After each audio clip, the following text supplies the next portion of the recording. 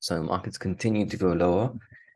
Yesterday, Wednesday, let's just review that. By the way, today, Thursday, we have CPI. So I don't want to say all of the technicals are irrelevant, but expect a swing one way or another. I'm not going to guess it. Let's just say sometimes the news has a way of coinciding with chart setups. So let's just see anyway. So S&P, look, it looked okay yesterday, but I still thought more downside. We did get that drop. There was a bit of a rally late, but then at the very end, towards the end of the day, there was basically a flush across the markets, which I like to see. Now the S&P has touched its horizontal. I still think there's more downside, but again, it's all on CPI. If we do get a hard move down, I think we will touch this ascending at least, and who knows, maybe break it, because I feel like we should really test this horizontal 430 in the S&P, make what looks like a more obvious top formation. You can see how, a retest of this is really, I don't know, warranted. I mean, we did get it here and then we moved higher, but I just feel like a massive top. Then you get a head and shoulders here, left shoulder, massive head, and then there'd probably be a bit of a bounce right shoulder. And then we can see about a big move down, because it's hard to imagine the market's really coming down, but they have to, in my opinion. And I think we really need the S&P to come back down to 430. Let's see if this CPI number can do it. For now, we've got this horizontal support, and just underneath this ascending, although it's not very obvious. So that's what I see on the way down. The way up, I'm not going to cover it. It's just a recent high. Obviously, the Nasdaq, that's already flushed its horizontal. They do have very similar charts, but look, the Nasdaq is weaker on the way down. Makes sense because it was stronger on the way up. I'm still short Nvidia, by the way, so that was nice to see that down about 4% yesterday, and that's starting to look should really do a video just on Nvidia and some other large caps. I haven't done that in a while, but Nvidia is starting to look flushy, and if you got one or two of these major stocks, because let's be honest, it's the Magnificent Seven that are holding up the whole market the whole way up. If they start to look toppy and start to look bearish, then they can take down the whole markets too. But look, Nasdaq's lost its ascending, lost its horizontal. It needs to come all the way back down to 358, 360, just under 360, which, by the way, is also why I'm quite certain that the S&P can make this move, because that would match it. See, Dow Jones, that was the stronger looking one, is always rallying despite the move down. But I thought, no, if the other markets move down, it needs to come down too. Yesterday down 0.5%, that's not tragic stuff, but still, it was looking strong the last 3 days, despite the moves down. But finally, now it's closing pretty low. And again, S&P and Nasdaq, I think they'll come down. Dow Jones can at least come down back down to here, 34,500-ish breakout zone. I mean, it's normal. You break out, you retest. So that's not asking a lot. In fact, it should actually come lower, but I'm looking at least for 34,500. The Russell, this horizontal, it's touched it once or twice, but look at the close today, lower than yesterday's close. If the Nasdaq and the S&P keep going down, this will start to close below 190, and then who knows, maybe we start testing this this horizontal, maybe come down to 180-ish, just above 180, 182.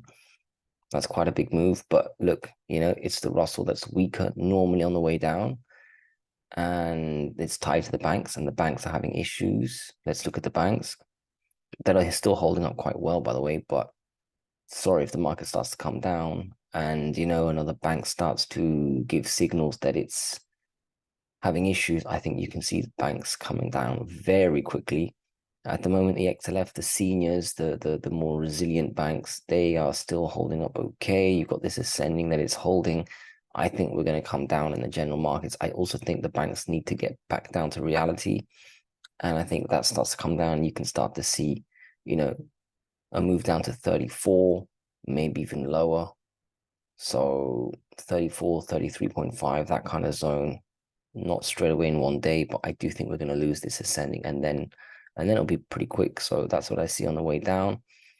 KBE, these have also been, and it's quite impressive how resilient they've been, despite the fundamental flaws and even the news about them being downgraded. I think it's specifically the small regional banks, but they're holding up, which is usually quite bullish. But I'm sorry, I think the markets are going to come down, and then these guys are going to have to flush. So where do I see well, it's the horizontal lines, 40 for KBE, and then probably much stronger support around 38, because by then you'll have this ascending also. So, let's look for 40 retest, and I do hope to see a flush below 40, a close below 40, and then straight down to 38.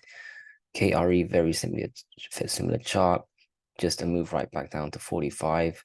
And if we do go lower, it should find a bit stronger support. So I am looking at the levels on the way down. Again, the way up is always the latest resistance, because they basically touch resistance, they tagged it. So the latest high, usually for all the things I just covered, coincide with the horizontal resistance. So yeah, markets and banks, I'm looking for moves on the way down. Obviously, CPI can come out surprise. What would it be? It would be CPI is lower than expected, and inflation is not as high. Therefore, rates can cut earlier. Therefore, market up, everything goes up. And they fudge all these numbers and they revise them later. So it doesn't even matter.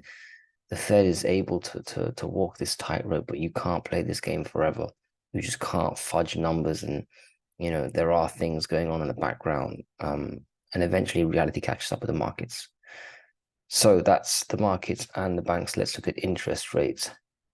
The 1 year sideways. I mean, it's pretty stuck in this tight range. You can see rates have been coming down. So I placed this support, let's say 5.28-ish. If we start to lose that, then down we go. But for now, we look like we're bouncing on the way up 5.5. So it's really this tight range, just sideways. Don't need to overread the 1 year. It's a bit special. The 2 year, look, we've had this big move up, big retracement, a decent bounce, which stalled, and then we dropped. We've got these bonds being bought as markets go down. That's how I see it. That's why yields haven't really gone all the way back up yet. There's a bit of fear. And if the market keeps going down, to be honest, you could have bonds bought again, which means yields down. So it's time to get a bit more detailed on yields. I'm not going to do it for all of them, but for example, the recent high, obviously, if we close above that in yields, we go straight up to 5.1. And by then, the chart looks so good, we're going to go to new highs. So I think all you need to do is watch this resistance up here. If we take that out straight up, and then the latest support down here, and I have a feeling we could go back down. We're going to have probably a couple sideways days, but what about today, CPI day? That'll move everything. For me, CPI day is bigger than Fed day. Some of these data releases like GDP, CPI, because they signal what to expect on FOMC day, and by FOMC day, you already know what the Fed's going to deliver, and the Fed always delivers what the market expects anyway. So it's days like today that are more important. So let's see what happens with yields. It all depends on the number. I'm not going to guess the number, but those are the levels. That one on the way up, that one on the way down. And, if we start to close below 4.6, then down we go. And that's probably because inflation numbers really high, and therefore the markets are spooked that more interest rates are coming. So market goes down, bonds are bid, or do interest rates go high because, we can expect higher interest rates? It can go either way. So just look at the charts. 5 years, same thing. Look at this on the way up, this on the way down. For now, we're in the middle of the range. 10 year, this level doesn't count anymore. Actually, we've taken it out. I can delete that completely. It's just back to this one here. It's a good opportunity to clean my charts when I do these videos. And on the way down, of course, the recent low, which I can make a general position between this one and this one. 10 years is very important. Let's see how that goes. And the 30 year might even be the most important one at the moment. And look at that, we're trading near the low support since the decline, but this one's a bit special, so I'll leave it as it is.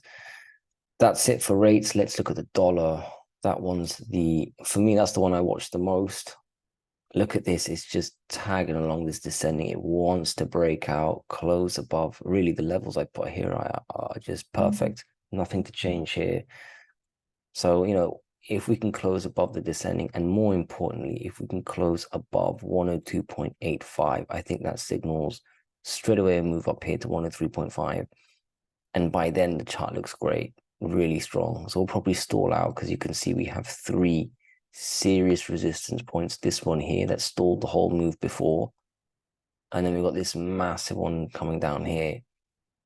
And trust me, they count. You know, I don't see just the DXY going all the way up, but that would be a squeeze out of serious resistance. So for me, if we close above this 102.8-ish zone, 102.85, and move to 103.5, by then expect it to stall, go back down. But if we start to close above that, then yeah, we should really move all the way up. Otherwise, we come all the way back down again to probably this area here, 100.5, the old support, 100.8, 101, this zone. And today we will see the move. It's CPI day. So watch the dollar. No need to go over it too much. It will move today. It's just ready for it. Ready to either way, a move down or a move up. It's right there. And it won't move until that CPI number. Let's look at gold and silver. You know, they've actually caught up to each other quite well. So for me, they're in line. If I look at gold and silver, they're just off their low. So gold, no support until 1900-ish, just above 1900 maybe, or just below 1900. You have that little fake flush, you know, all the stops get triggered and then back up. But 1900 on for support. Of resistance, to be honest, I haven't really looked at resistance too much. It just needs to get back up there. You could probably draw this descending. I've got this ascending. I'm going to remove this ascending. It's flushed it already. So I'm going to leave that for gold. It needs to close above this descending and then just move up. Who cares about resistance? Just move up. So 1900 on gold. Silver, look, it's the same thing. The equivalent of 1900 for silver would be, let's say, 22.2-ish around here. We're almost there. Resistance, let's just be extra detailed. Go to the 15-minute and go on something like this. You know, back to the daily. Sometimes I do that. Doesn't look as good, but you know, it's more accurate. So yeah, 22.2 and on the way up, just, you know, this horizontal probably does count actually. Yeah, I'm not going to focus too much on resistance, but let's see what happens. Today will be the day. Like I said, charts have a way of timing themselves perfectly with news. So we could, you know, if there's a move down, we'll probably see a bounce. And by the way, serious support here for silver in case it does flush 22.2 or 22 rather, just under 22. Look at this. That's for me, that should work. So in case there's a flush, you know, and sometimes markets can over exaggerate moves. I expect it to find a lot of buying here and maybe even close above 22 if it does go on the way down. Otherwise a big spike back up, you know. So same with gold, you know, it could flush 1900, even flush this old 1895-ish zone and then go back up. It's all about the close. So I'm looking forward to today. GDXs, you know, this found its way all the way down here before gold did. In fact, gold is still not there. This is the 1900 gold zone. And they've been resilient, you know, they've been outperforming gold and silver down here because it's strong buy zone. They got here too soon. And, you know, for the last 2 days, you've had miners just unchanged. You know, you had one or two down 1%, one or two up 1%, but pretty much just flat. And you can feel this strong buying. So if gold and silver do have up days, I expect a nice strong move, you know, right back to 30. The old support becomes resistance. I think it's just a bit easier to call the support and resistance in the miners at the moment. But, you know, support is this entire area. Look at these candles. They just don't really want to move too much. So, but look, if gold and silver get flushed, you can expect to move down. GDX probably fills this gap and then who knows, rallies. You know, could rally quite strong. Again, strong buying in the miners. GDXJ isn't actually down at the bottom yet. That's quite interesting. It's actually higher relative to the GDX. So if there's a move down, expect it to hit the absolute low down here, 34. Will it go low? I don't know. But I kind of look forward to some, I think there might be some strong buying just as we've seen the last couple of days. And then it's all about the close. On the way up, the old support becomes resistance. Finally, Bitcoin, you know, that's actually benefited from this banking downgrade. And that coincided perfectly with the technicals. It's like they almost knew the news was coming.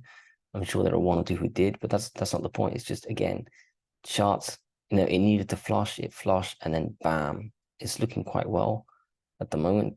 And it's holding those gains for now. So, but let's see how it reacts to CPI day.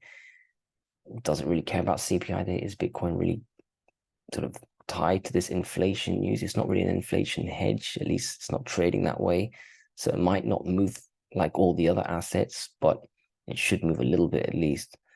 But yeah, so far it's been holding 28,500 and maybe it wants to test 31,000. Let's see. But this is the big day, and we'll have to make another video straight after to see how they reacted. So good luck today.